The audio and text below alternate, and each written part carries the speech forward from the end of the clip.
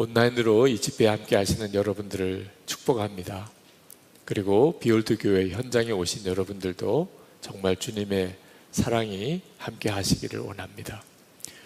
여러분 중에 현장에 와서 다른 성도들과 함께 이 집회에 참여하기 원하시는 분들은 얼마든지 환영합니다. 온라인으로 전 세계 열방에 있는 모든 이들을 향한 마음이 우리에게 특별히 간절하지만 또 개인적으로 함께 성도들이 연합하여 은혜 받기를 원하는 분들의 마음도 또 현실적인 것이거든요. 오늘 비올드 교회에 와 계신 여러분들, 또 온라인으로 오신 분들, 또 아주 숨죽이면서 이어폰을 통해서 겨우 말씀을 듣고 계신 분들까지도 오늘 주님이 말씀으로 여러분을 만나 주실 걸 믿습니다. 이미 광고는 나갔습니다만 7월 14일 월요일입니다. 한양대 체육관에서 열리는 7.14 연합기도 대성회 여러분들을 초청합니다. 여러분이 참석하고 안 하고가 무슨 상관이 있겠는가 싶은 생각이 들지만 우리가 위기를 만나면 마땅히 연합해서 기도해야 되지요. 그러나 위기가 닥쳐왔을 때 연합하여 기도하려면 이미 기도의 때를 놓치기가 쉽습니다. 특별한 위기가 아닌 것 같은 때 연합 기도가 함께 되어져야 우리가 꼭 기도해야 될 때, 또 연합해야 될 때 기도를 놓치지 않을 수가 있겠습니다. 그런 뜻에서 이번 월요일 7.14 기도 대성회는 너무너무 중요한 연합기도 모임입니다. 오늘 온라인으로 참여한 여러분들, 또 이 말씀을 영상으로 들으시는 분들 꼭 7월 14일 한양대 체육관에서 함께 하나님의 나라와 우리 나라와 한국 교회를 위한 기도에 함께 해주시기를 꼭 부탁을 드립니다. 지난번 CBS All for One이라는 프로그램에 저와 우리 선한목자교회 김다희 목사님, 또 이화여대 이지선 교수님이 출연했었습니다. 그때 패널들의 질문을 듣는데 어느 분이 왜 일기를 다른 사람과 나누어 써야 되느냐 하는 질문을 하셨어요. 늘 예수 동행 운동을 하다 보면 너무나 자주 듣는 질문이기도 합니다. 그때 제가 저는 원로 목사고 김다희 목사님은 지금 현 담임 목사님이신데 저와 김다희 목사님 두 사람만의 동행일기 나눔방이 있다고, 그래서 매일 일기를 서로 나누며 그렇게 살고 있다고 말씀을 드리니까 깜짝 놀라 하세요. 매일 일기를 원로 목사님과 담임 목사님이 서로 나누고 산다는 것이 좀 특별하게 여겨졌던 모양입니다.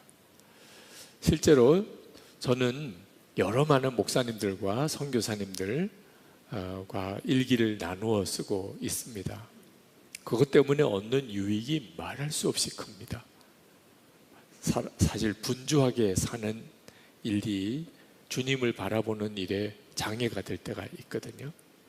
저도 시험을 겪는 일이 많고 때때로는 유혹이 올 때도 있습니다.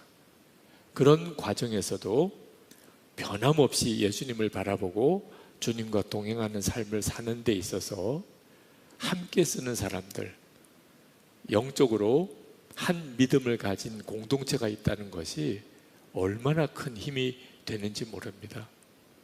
오늘 우리가 읽은 누가복음 5장 본문의 말씀은 우리가 잘 아는 말씀이기도 하죠. 어느 마을에 중풍병자가 있었습니다.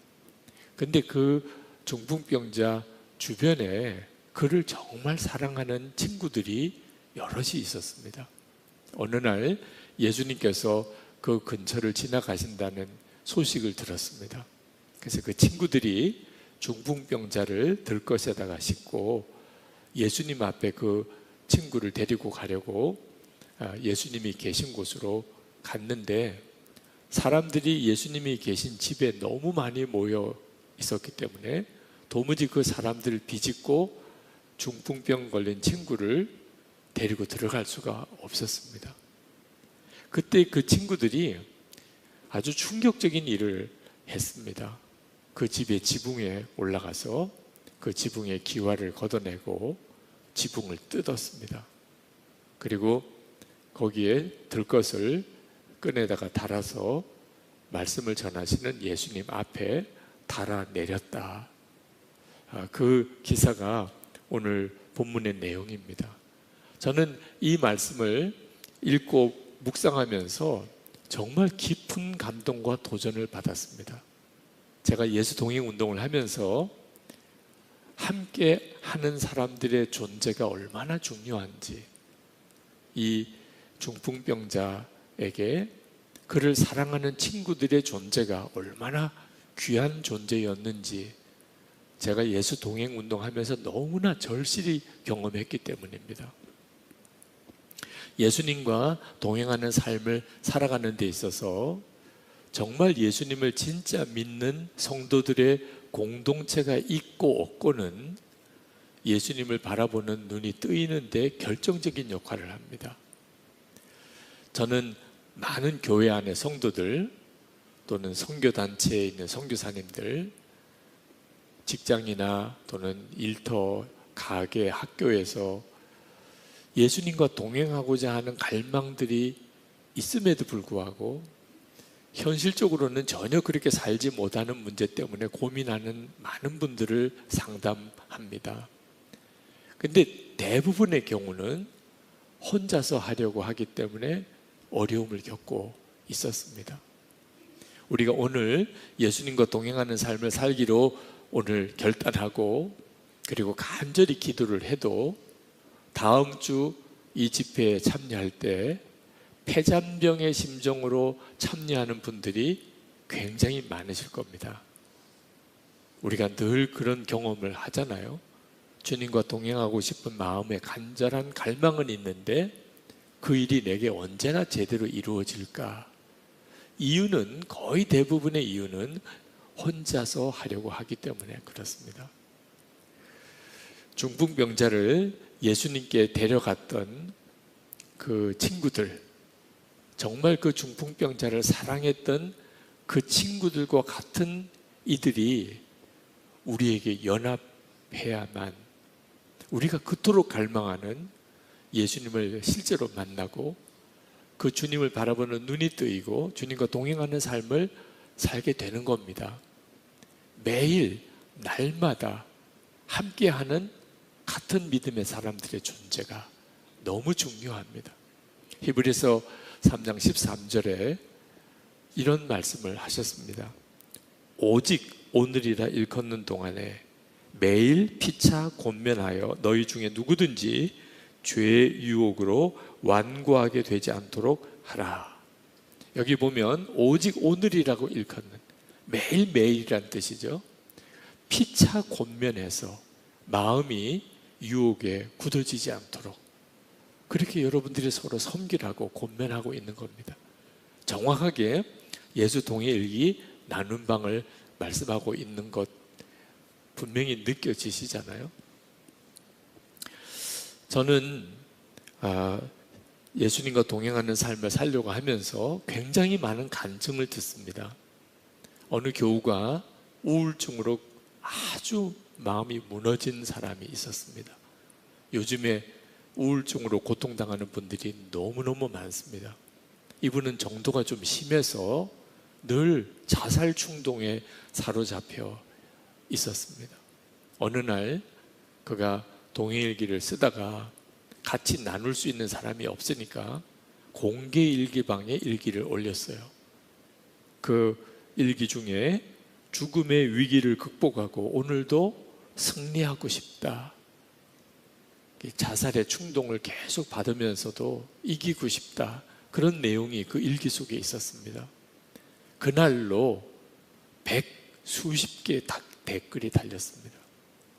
내가 기도할게요. 포기하지 마세요. 뭐 그런 댓글들이 전혀 사람이 누군지도 모르고 얼굴도 모르는 사람들이 몇십 개의 댓글이 그날로 달리는 것을 보고 이분이 일어나게 됐어요.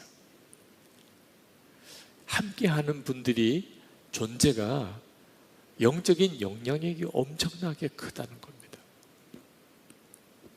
우리가 구원을 받았지만 그 즉시 영적으로도 성숙해지는 것은 아닙니다. 우리가 이미 자유함을 얻었음에도 불구하고 여전히 육신에 끌려가는 삶을 한동안 살게 됩니다. 또는 은밀한 죄에 여전히 묶여서 그 죄를 극복하지 못하는 죄의 종노릇하는 상태에 여전히 무너져 있는 그런 자신을 보게도 됩니다. 어떤 때는 안 되는 건가 봐 이런 생각이 들 때가 있습니다. 옆에서 도와주는 사람이 없으면 결국은 포기하게 됩니다. 안 되는 것이 아니고 자라는 과정에 있는 겁니다. 성경에 나온 모든 약속은 그대로 다 이루어지게 되어 있습니다. 근데 누구도 그 점을 서로 격려해주고 또 나를 인도해주고 그리고 쓰러졌을 때 다시 일으켜주는 사람이 없으니까 제각기 다 그냥 중간 상태에서 포기하고 무너져 버려 있는 거예요. 주님께서 함께 계신데도 내가 영적으로 굉장히 연약한 상태에 있기 때문에 주님을 바라보지 못하는, 그래서 주님이 함께 계신데도 주님 보는 앞에서 말도 안 되는 말도 행동도 하는 그런 처지에 우리가 있을 때가 너무너무 많습니다. 그때 우리에게 필요한 존재가 누구지요? 나는 주님의 음성을 들을 수는 없지만 주님의 마음을 가지고 있는 어느 성도의 말은 들을 수가 있거든요. 그래서 하나님이 우리에게 믿음의 공동체를 갖게 만들어 준 겁니다. 교회가 그렇죠. 사람을 의식하여 쓰는 일기가 아니겠습니까? 그런 질문을 상당히 많이 듣습니다. 나눔 방에서 일기를 나누라고 하면 결국은 사람 의식해서 쓰는 일기가 되지 않겠느냐는 거죠. 여러분, 사람을 의식한다는 것이 굉장히 중요한 포인트입니다. 우리가 내 마음에 충동되는 대로 말하거나 행동하지 않는 중요한 이유가 사람을 의식하기 때문에 그렇습니다. 그러니까 사람을 의식하는 것이 좀 가식적이거나 위선적인 행동이라고 꼭 볼 이유가 없는 거예요. 아직까지 주님을 바라보고 내가 말하거나 행동할 수 없는 단계에 있을 때 우리에게 필요한 것이 함께 믿음의 길을 걸어가는 사람을 의식하는 것입니다. 사람을 의식하는 것이 주님을 의식하게 되는 중요한 단계를 훈련받는 과정인 것입니다. 일기를 사람들과 나누는 것이 좀 부담스럽긴 하죠. 근데 여러분 아셔야 됩니다. 이미 예수님을 영접했기 때문에 내 모든 사정을 주님이 이미 다 알고 계십니다. 허다의 많은 증인들이 우리를 이미 보고 계십니다. 내가 그를 못 볼 뿐이지 그 많은 믿음의 증인들은 나를 보고 있습니다. 그런데 뭘 감출 게 있겠느냐 말입니다. 이미 주님이 다 알고 계시고 허다의 많은 증인들이 다 증인이신데 내가 감춘다고 드러내지 않는다고 그게 감추어지는 것이 아니잖아요. 이제는 영적인 분명한 진리 위에 우리가 말하거나 행동하고 살아가야 합니다. 우리가 정말 주님을 의식하는 것, 아직까지는 내가 온전히 눈이 뜨이지 않았다 하더라도 주님을 의식하게 되는 것이 신앙생활의 전체를 바꾸게 되는데 그 과정에서 함께 믿음으로 함께하는 공동체가 필요한 것입니다. 선한목자교회 부목사님들과 동일기를 쓰다가 제 마음속에 큰 낙심이 된 적이 있었습니다.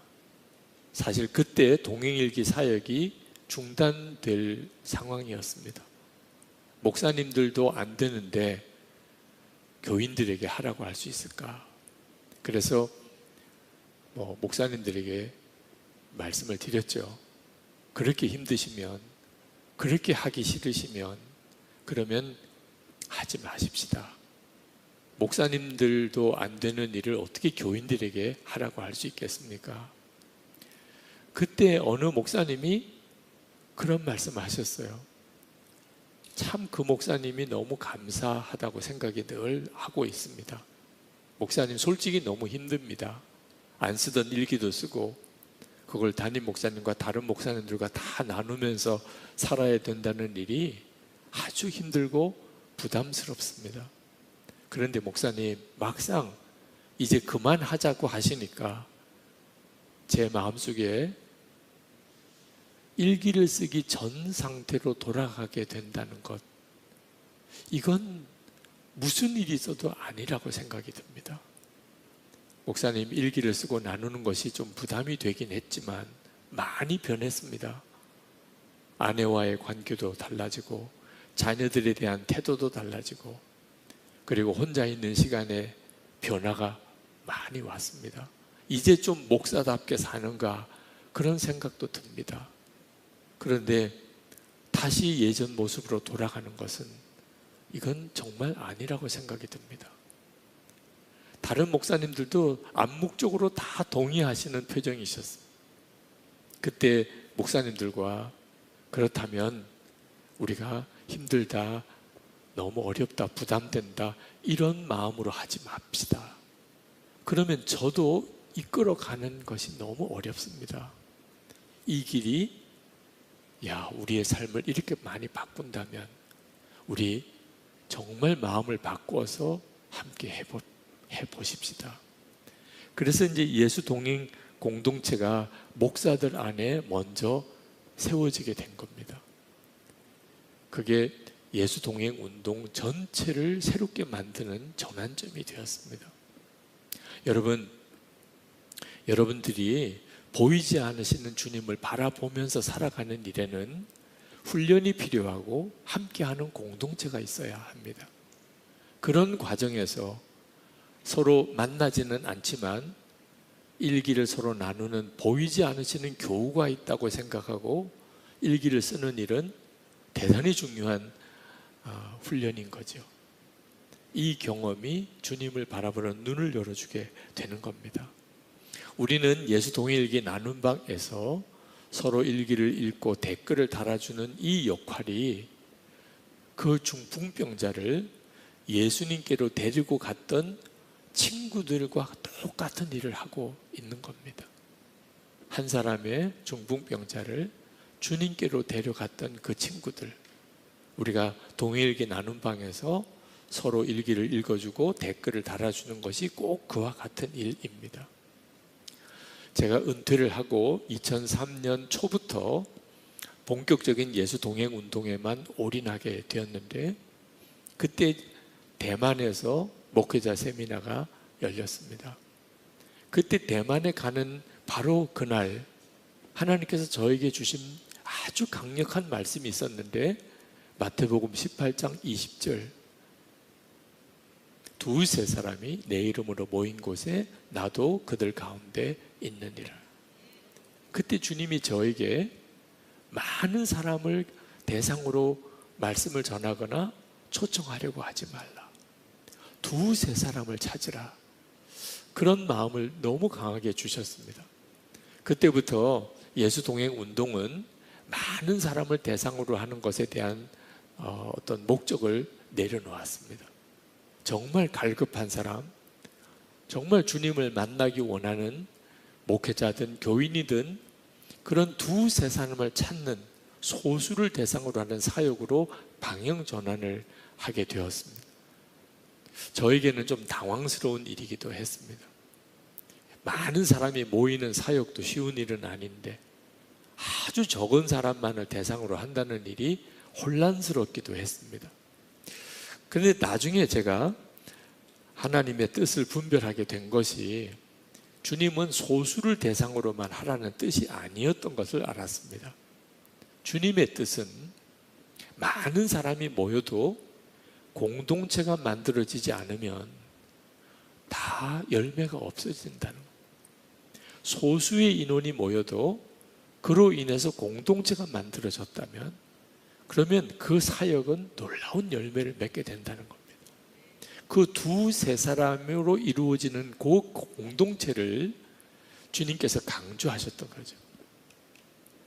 저는 오늘도 우리 현장에 오신 여러분들에게, 또 우리 온라인으로 참여하는 여러분에게는 정말 예수 그리스도를 갈망하는 성도들의 공동체가 있는지를 점검해 보기를 원하는 겁니다. 공동체가 있고 없고 여러분들에게 사실 질문할 필요도 없지요. 부부생활, 가족들의 다 공동체잖아요. 여러분은 어느 교회든지 어느 교회를 다니고 계실 겁니다. 우리가 세상에 사는 동안에 여러 형태의 모임도 있지요. 다 공동체잖아요. 그런데 공동체가 다 같은 공동체가 아닙니다. 오늘 이 중풍병자를 예수님께로 데리고 갔던, 그를 사랑했던 그 사람들이 의미하는 공동체는 예수님 그분을 중심으로 하는 공동체가 있느냐 하는 것입니다. 우리에게 있어서 정말 필요한 공동체가 바로 예수님과, 그리고 그 예수님을 정말 믿고 주님을 갈망하는 사람들과의 연합입니다. 중풍병자들은 예수님을 향하여 나아가는 길이 막혔을 때 그들은 지붕 위로 올라가서 지붕을 뜯었습니다. 이건 정말 대단한 일이죠.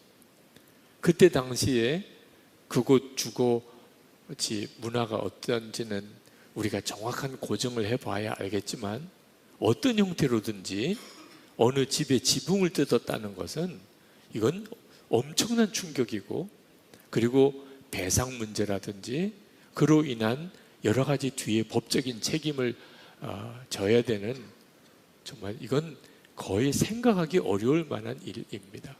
근데 그들은 그렇게 했습니다.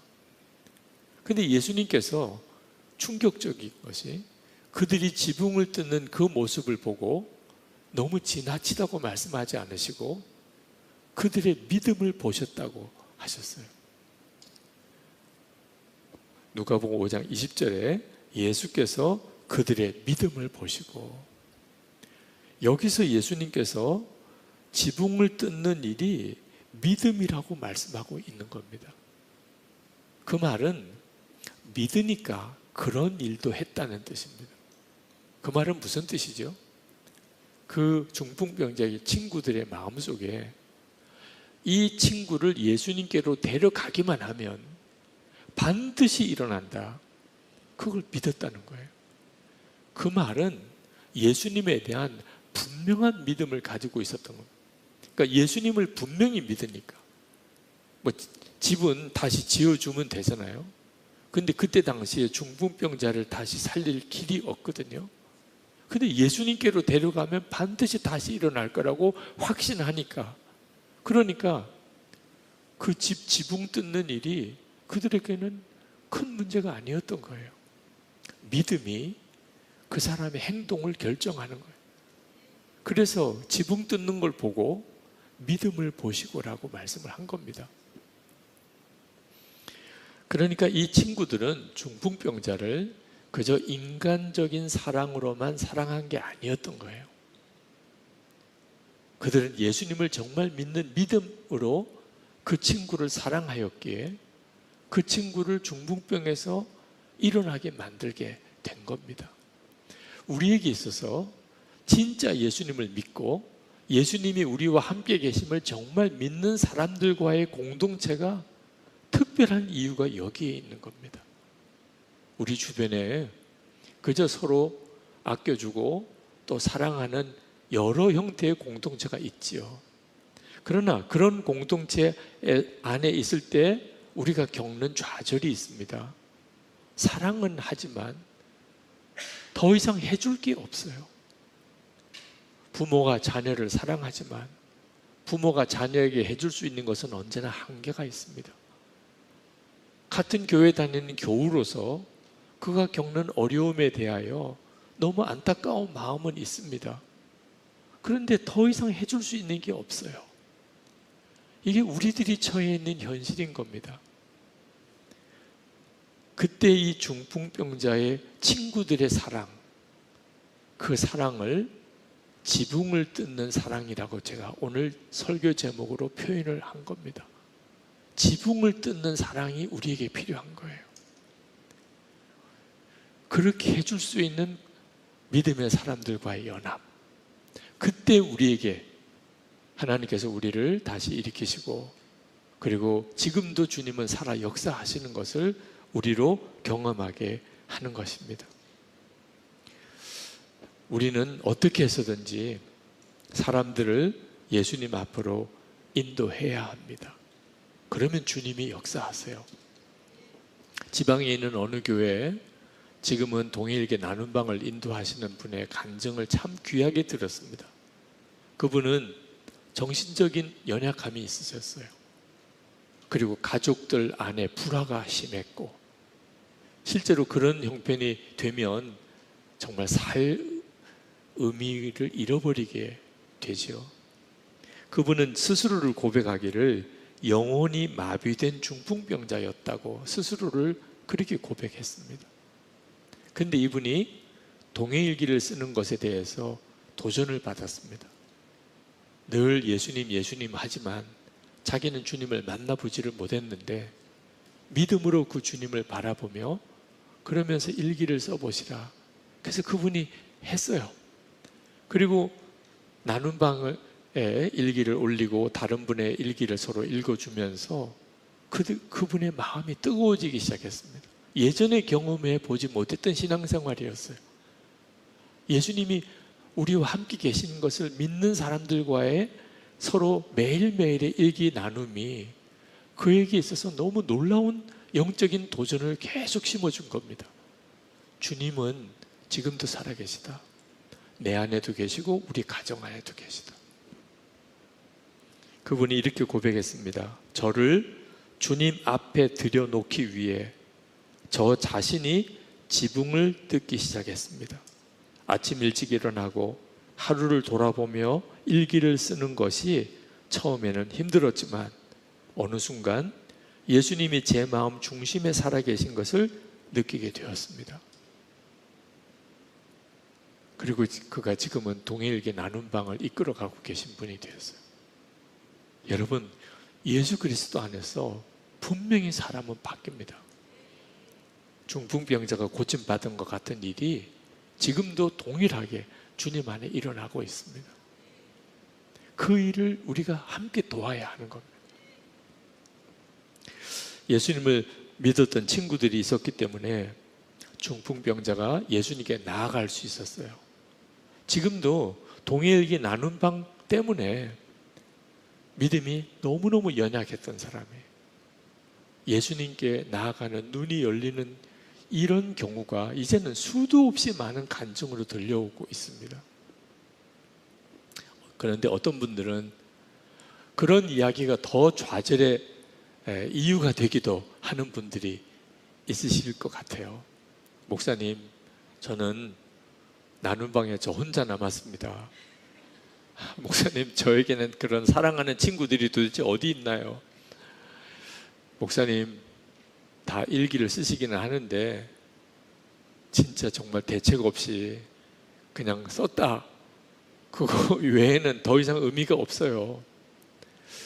실제로 여러분들 동일기를 쓰시고 나눔방에 실제로 신앙생활을 하시는 분들이 겪는 솔직한 그런 고백을 저는 충분히 공감합니다. 다 깊은 주님과의 은혜 속에 들어가는 중간 단계의 과정이라고 생각합니다.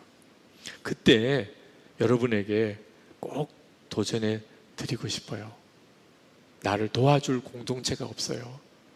내 주변에 나를 예수님께로 이끌어줄 그런 지붕을 뜯는 사랑을 가진 그런 친구들이 나에게 없습니다. 그때 여전히 포기하지 마세요. 어느 목사님이 상담을 해 오셨어요. 목사님, 우리 교인들이 주님과 동행하는 삶을 사는 것에 대해서 너무 부담스러워합니다. 우리 장로님, 권사님, 교회 중직들이 더 힘들어합니다. 이런 상황에서 어떻게 우리 교회에 예수 동행 일기를 쓰는 일을 잘 훈련할 수 있겠습니까?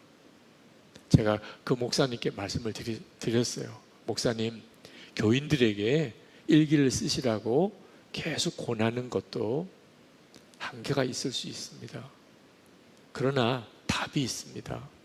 목사님 자신이 주님과 동행하는 삶이 기쁨이 되면 그것으로 충분합니다. 교인들이 아직은 따라오지 못하고 또 그렇게 믿음으로 서지 못하는 상황이라 할지라도 목사님 자신이 주님과 동행하는 것이 기쁨이 되면 목사님은 그 사역을 훌륭하게 감당해 나가시고 계신 겁니다. 교인들이 말은 안 해도 목사님을 다 주목해 보실 겁니다. 정말 주님과 동행하는 것을 기쁨으로 살아가는 목사님이 계시다. 그 자체로 교인들에게는 엄청난 도전이 됩니다. 그리고 결국 교인들이 주님과 동행하는 삶이 가능할 수 있다는 사실에 대한 믿음이 생기게 되고 어느 순간에 목사님 주변에 주님과 동행하는 사람이 많이 생겼음을 알게 되실 겁니다. 목사님에게 주님과 동행하는 기쁨이 있으십니까? 그렇게 도전을 해드렸어요. 여러분, 우리 주변에 정말 주님께로 그를 인도해야 될 이들이 많습니다. 남편이 있을 수도 있고 아내가 그럴 수도 있고 부모님을 주님께로 모셔가고 싶고 우리 자녀들을 주님께로 이끌고 싶은 간절한 마음. 여러분 교우 중에 정말 저분은 진짜 주님을 만나야 되는데 그렇게 생각이 되시는 분들, 우리 주변에 정말 영적인 중풍병에 걸린 사람들이 너무너무 많습니다. 그런데 아십니까? 그 중에서 가장 중요하게 정말 주님께로 인도해야 될 사람이 누구냐? 우리 자신입니다. 그 점을 명확하게 아셔야 됩니다. 우리는 영적인 중풍병자와 같습니다. 마음은 주님 뜻대로 하고 싶은데 실제로 살기는 전혀 다르게 살잖아요. 중풍병자가 꼭 그처럼 내가 똑바로 걷고 싶은데 그렇게 걷지 못하는 자신을, 내가 똑바로 행동하고 싶은데 몸이 따라주지 않는 안타까움이 중풍병자의 고통 아닙니까? 우리들이 영적으로 꼭 그와 같은 중풍병자입니다. 근데 여러분, 나를 도대체 누가 예수님께로 인도해 줄 수 있을까? 나 자신이 그렇게 할 수 있다는 겁니다. 우리 안에는 정말 주님의 뜻대로 살고 싶은 새 생명의 정말 새 사람이 우리 안에 이미 주님이 그렇게 우리를 일으켜 주셨습니다. 그러니까 영적인 갈망을 다 가지고 있는 거예요. 그러나 여전히 육신에 매여 있는 또 다른 나 자신이 있습니다. 그때 너무너무 정말 비참한 모습인 나를 주님께로 이끌어 줄 수 있는 내 안에 이미 새 생명의 역사를 눈이 열린 내가 있음을 아셔야 합니다. 안 된다. 도무지 나는 못할 것 같아. 여러분 절대로 낙심하지 마세요. 여러분이 여러분 자신을 주님께로 이끌 수 있습니다. 1907년에 평양에 대부흥이 일어나기 전에 길선주 목사님을 중심으로 새벽 기도회 운동이 일어났습니다. 새벽에 기도합시다. 요즘에는 각 교회마다 새벽 기도회가 아주 자연스럽지만 부흥이 일어나기 그 전에 새벽에 기도하는 일은 굉장히 특별했습니다.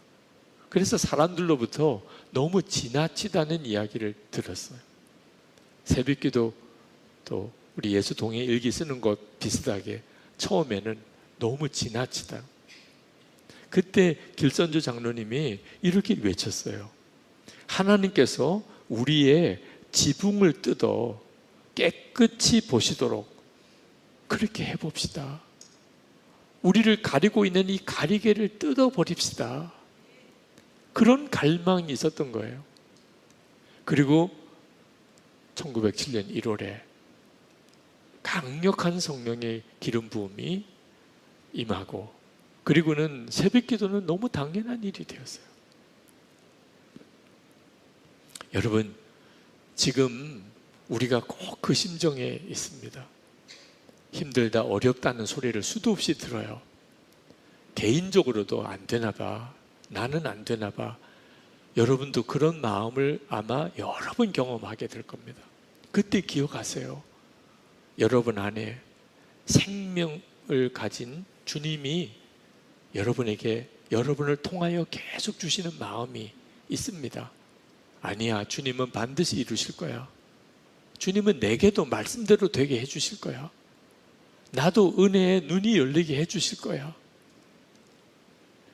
여러분 자신이 꼭 그렇게 하실 수 있게 되기를 축복합니다. 여러분 중에 삶이 버겁고 그리고 주님과 동행하는 것에 지친 마음이 있으신 분이 계십니까? 그러면 지붕을 뜯은 믿음과 사랑의 이 이야기를 꼭 기억하시기 바랍니다. 아, 그렇게까지 한 사랑이 있었구나. 주님, 저를 살려주세요. 제가 주님 앞에 더 나아가기 원합니다. 혹시 제가 생각의 어떤 한계에 갇혀서 더 이상 못하겠어, 안 되겠어, 제가 그러고 있는 건 아닙니까?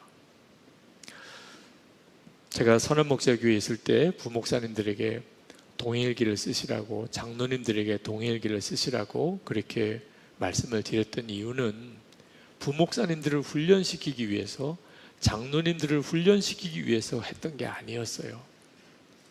저 자신을 위한 것이기 때문에 그랬습니다. 부목사님들에게 동행일기를 쓰시라고 했기 때문에 저는 안 쓸 수가 없었어요.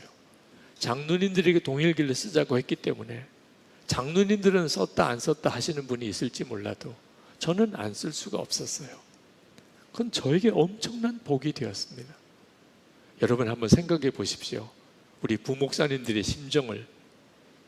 담임 목사님의 일기가 매일 올라가고 있어요. 그때 어떤 마음이었을까요? 아, 저분은 주님과 동행하고 오늘 하루를 계셨구나. 그게 목사님들에게 얼마나 큰 위로가 되고 그리고 힘이 되었는지를 어느 목사님이 이야기를 하시더라고요. 자기는 흔들릴 때가 많았지만 담임 목사님이 꾸준히 일기를 써 가시는 것을 보면서 이건 되는 일이구나. 아, 지금도 그렇게 할 수 있는 거구나. 그래서 자기도 결국은 이길 수 있었다는 거예요. 저도 역시 마찬가지였습니다. 부목사님들의 일기를 매일 읽어보면서 그 목사님이 가진 여러 가지 한계와 어려움이 많지만 주님은 그 목사님을 붙잡고 계시다. 그게 저에게 너무너무 든든한 의지가 되더라고요. 여러분, 지붕을 뜯는 사랑이 있었습니다. 그리고 주님께서는 그 중풍병자를 고치시고 그리고 온전한 죄사함의 축복도 주셨습니다.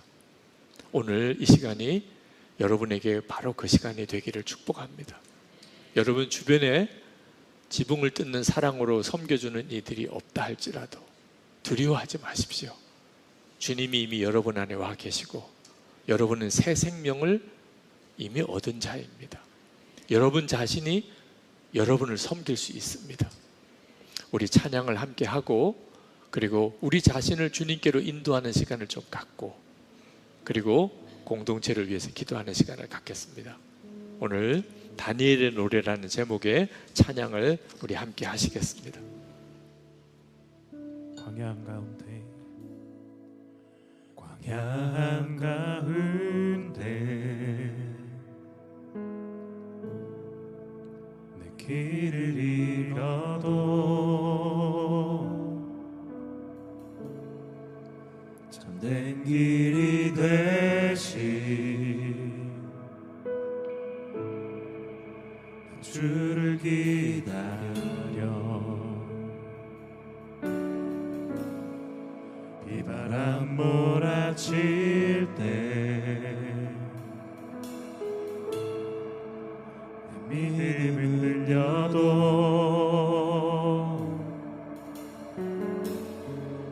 참된 반석 되